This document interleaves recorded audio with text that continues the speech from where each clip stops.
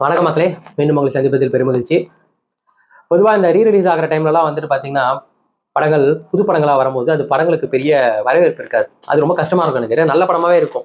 ஆனால் மக்களுக்கு அது பெருசா பார்க்க மாட்டாங்க. படம் வந்ததுக்கு ஈக்குவலாக மக்கள் வந்து குமிஞ்சிட்டு இருக்கிறப்போ இன்னொரு படம் வந்துச்சு. நான் கூட எடா இது இவ்வளோ கஷ்டப்பட்டு ஒரு படம் எடுத்திருக்காங்க, அந்த படத்துக்கு மக்கள் வரலையே அப்படின்னு ஒரு மன வருத்தத்தோட நான் உள்ள போய் உட்காந்தேன். ஏன்டா உட்காந்தோம் அப்படின்ற ரேஞ்சுக்கு ஆரம்பிச்ச 30 நிமிஷத்துலயே என்ன ஃபீல் பண்ண வச்சிட்டாங்க. அப்படி என்ன படம்னு கேட்குறீங்களா? நம்ம விமல், ரிஷிதாங்கே மற்றும் பல நடிச்சு, நான் இப்பயும் சொல்றேன், இசை யாரு, இயக்குனர் யாருன்னு கூட நான் தெரிஞ்சுக்க விரும்பாத ஒரு படம். இந்த படத்துல ஆன்லைன் என்னன்னு முதல்ல சொல்லிடுறேன். ஒரு மலை, அதுக்கு கீழே இருக்கிற மக்கள் அடிவார மக்கள், மேல இருக்கிறவங்க குரங்கணி மக்கள். இந்த 2 பேருக்கும் நடுவில் இருக்கிற பகை. இது எதனால பகைனா, அவங்க வச்சிருக்கிற ஒரு கடவுள். அந்த கடவுள் சிலை, அந்த சிலை என்னன்னா இன்விசிபிளா இருக்கும். அது கடவுளை தொட்டு பார்த்தா தான், சிலையை தொட்டா தான் கடவுள் அந்த இருக்கிறது தெரியும். அது என்னைக்கு எல்லாருக்கும் கண்ணுக்கு தெரியும்னா சித்ரா பௌர்ணமி அன்னைக்கு தான் தெரியும். இதுதான். ஸோ இந்த சிலையினால 2 பேருக்கும் பெரிய பகை ஏற்பட்டிருக்கு. இதுக்கப்புறம் இதுக்கு நடுவில் அந்த சிலையை வந்து ஆட்டை போட நினைக்கிற ஒரு கார்பரேட் வில்லன், அதுக்கு துணை போற ஃபாரஸ்ட் ஆஃபீஸர் ஜான் விஜய். இதுதான் இதுல வந்து நடந்ததா இல்லையா, என்ன ஆகும் அப்படின்றதா. ஃபைனலி என்ன ஆகுன்றது உங்களுக்கும் தெரியும். எப்படி ஆகும் அப்படின்றது. இது வந்து ஒரு புது கதை அப்படின்னா சத்தியமா இல்லை. ஓகேவா? சத்தியமா இல்லை. இதுல வந்து துணைக்கு என்ன எடுத்துக்கிட்டாங்கன்னா யானையை வேற எடுத்துக்கிட்டாங்க. உண்மையிலேயே வந்து என்ன கருத்து, அதாவது யானைலாம் வச்சுக்காதீங்க, மிருகத்தெல்லாம் நம்பாதீங்க, யானையை வந்து கடவுளா பார்க்காதீங்க, குழந்தைய பார்க்காதீங்கன்னு சொல்ல வரீங்களா? இல்ல காடுன்றது வந்து இன்னுமே வந்து இந்த மாதிரி விஷயங்களால தான் நிரம்பி இருக்கு. காட்டுல இருக்கிற மக்கள் மேல இந்த மாதிரி அவங்க கிட்ட வச்சிருக்கிற பொருள் மேல இந்த மாதிரி இன்னுமே கார்பரேட் வேணுங்களா? இதெல்லாம் வந்து அடிச்சு ஓடிச்சு தேஞ்ச கதை. ஓகேவா? இது புதுசா என்னன்னா இந்த அடிவார மக்கள்னு இருக்காங்களா, அது வேற பேர் கூட வச்சுக்கலாம். இது குரங்கணின்னு வச்ச மாதிரி அது முயலினின்னு வச்சிருக்கலாம். ஏதோ ஒன்று வைக்கலாம். அப்படிலாம் வைக்கல. அடிவார மக்கள்னே வச்சிட்டாங்க. எதுக்கு அதுக்கெல்லாம் பெருசா பேர் தேடிக்கிட்டுன்னு அவங்க தூய தமிழ்ல பேசுறாங்க. எனக்கு அது மேல ஏய், எந்த காலத்துல தான் இருக்கீங்க? அதாவது மொத்தமாவே இந்த ஊருக்கு ஒரு 25 பேர் போட்டுருக்காங்க. ஜூனியர் ஆர்டிஸ்ட் போட முடியாது போல.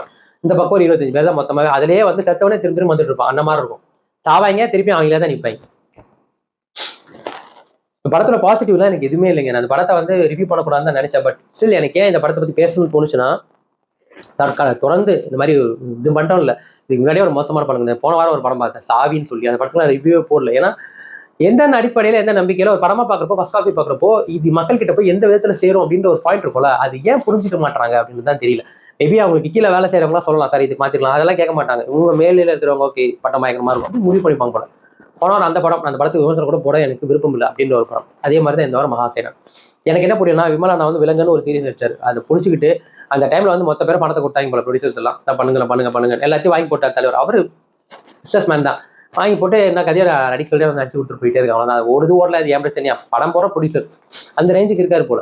நடிக்கிற படம் பூரா இப்போ போன வாரம் ஒரு படம் வந்துருக்கு கலாட்டா ஃபேமிலி, அது வரல. அது வந்து என்ன லட்சம் தற்கொலை வேற அந்த டேரக்டர். அது ஏன் வரலனே தெரியல. வராமே விட்டாலும் நல்லதான். ட்ரைலரே அந்த அளவுக்கு தான் இருந்தது. மொத்தமா இருந்த ஒரு ஆக்சுவலா தேசிங் ராஜான்னு ஒரு பேர் இருந்தது. அந்த பேரை மொத்தமா சதைச்சு விட்டுறதுக்கு தேசிங் ராஜா 2 ஒரு படத்தை ஒரு குப்பையை எடுத்து வச்சிருந்தாங்க. அதே மாதிரி தான் இந்த படம். அந்த குப்பையோட இந்த குப்பை கேவலம் அப்படின்ற ரேஞ்சுக்கு இருக்கு. ரொம்ப கஷ்டப்படுறாங்க. மலையில போய் படம் எடுக்கிறாங்க. நான் யானையை வச்சுலாம் ஒரு ரியல் யானை வச்சுலாம் படம் எடுக்கிறாங்க.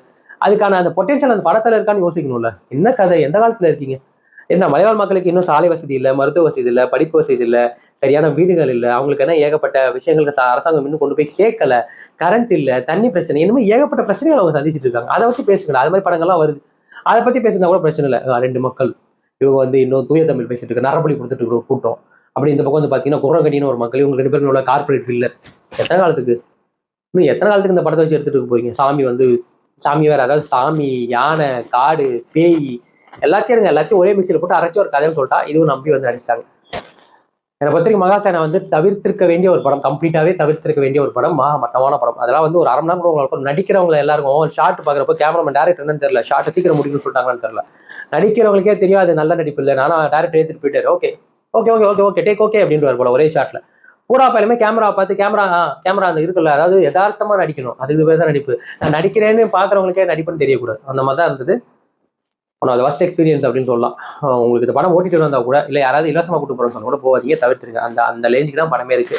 நீங்க எப்படி வேணாலும் நினைச்சிக்கலாம். புது படங்கள் வரும்போது இப்படிலாம் சொன்ன எப்படா புது படம்? புது படம் நான் என்ன கேட்கணும், ஒரு ஜனரஞ்சமான படம் எடுக்க போறீங்கன்னா எல்லா விதத்திலையுமே நீங்க முயற்சி பண்ணுங்க. இல்ல ஒரு கண்டென்ட் ஓரியன்டா எடுக்கிறீங்கன்னா அந்த கண்டென்ட் ஸ்ட்ராங் ஆகுங்க. 2க்குமே விட்டு எனக்கு ப்ரொடியூசர் கிடைச்சாரு, என்கிட்ட ஒரு கதை இருக்கு, அதை போட்டு நான் என்ன தவிர எடுப்பேன்னா வந்து பாக்குறவன் காசு கொடுத்து பாக்குறவன் காரி துப்பை தான் செய்வான். அவனுக்கு அது முழு சுதந்திரம் இருக்குல்ல. அப்ப காரி துப்பை தான் செய்வான். அப்ப காரி துப்புறானா தொடச்சிட்டு என்ன திருத்தணும் திருத்திகள். தமிழ் சினிமா நாங்க கொள்ளல, அது தமிழ் சினிமான்னு சொல்லி எடுத்து போடுறாங்களா அவங்க தான் அதிகம்.